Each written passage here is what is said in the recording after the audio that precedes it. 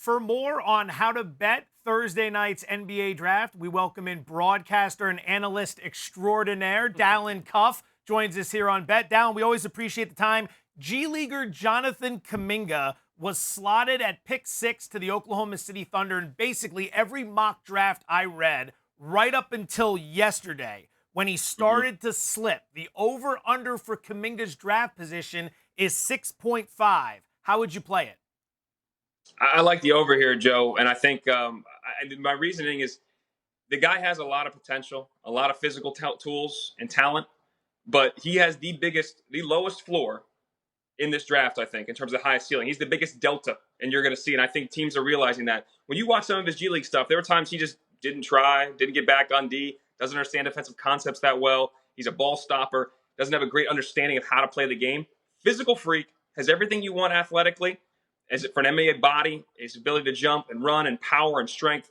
But this league has become more and more of a skill league in the last 10 years. And if you don't have an elite skill, and sometimes your athleticism is that, if you know how to harness that at a defensive end, if you understand how to play in concepts, if you understand how to rotate, he doesn't get that. So, I mean, somebody's got to take a flyer on him and run and see maybe he does develop those things.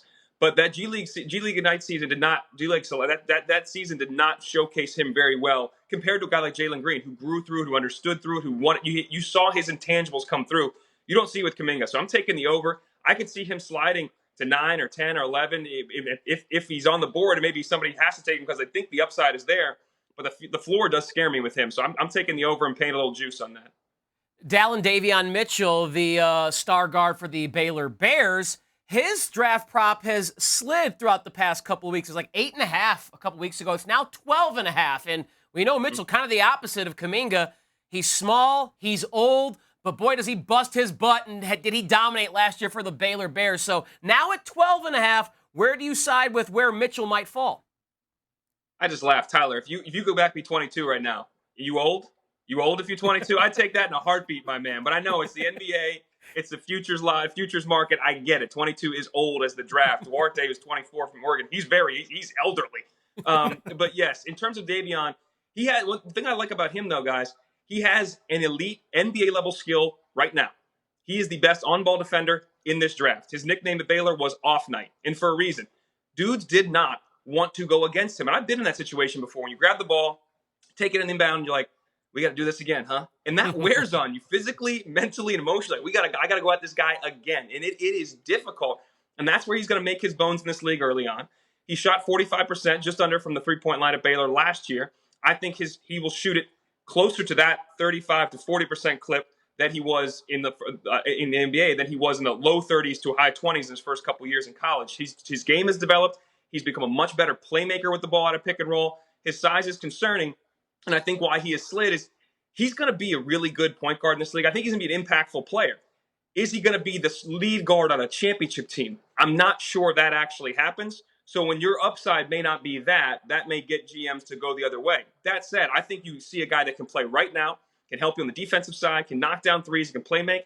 That's good. And he's got a mentality and understanding that it can help you in any system right now. I'd like the under here. And you're paying a little bit of juice on that, but I like the under 12.5. I think there's multiple teams, whether it's the Hornets, the Pels. I think if he gets to the Spurs at 12, they take him, which could help and keep you under that 12.5.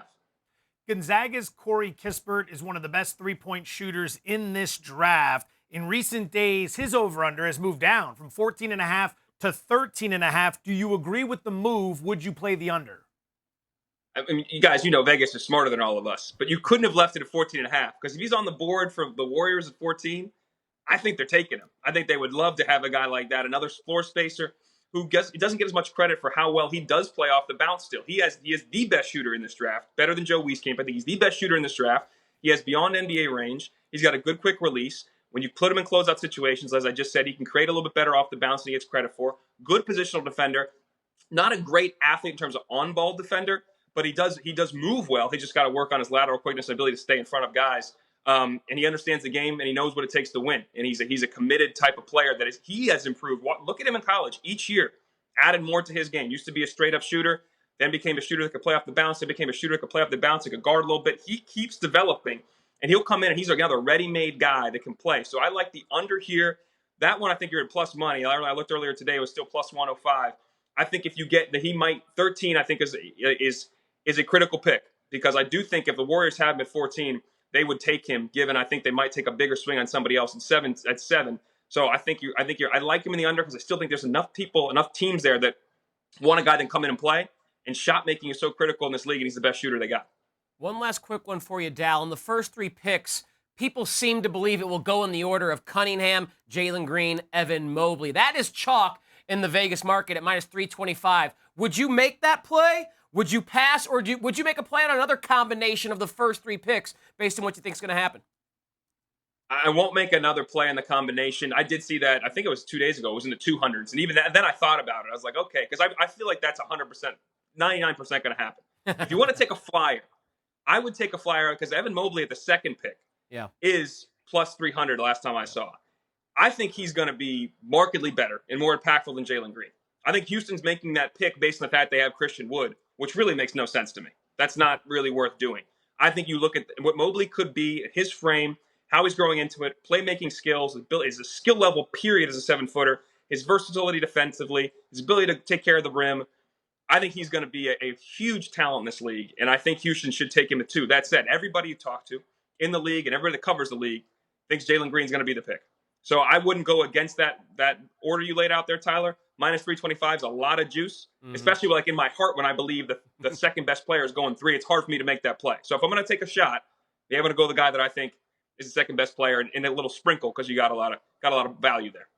Razor sharp as always, Dalen Cuff, kind enough to join us here on Bet. Thank you so much, Dalen. Be well, fellas. Enjoy the draft. Thanks for watching ESPN on YouTube. For live streaming sports and premium content, subscribe to ESPN Plus right now.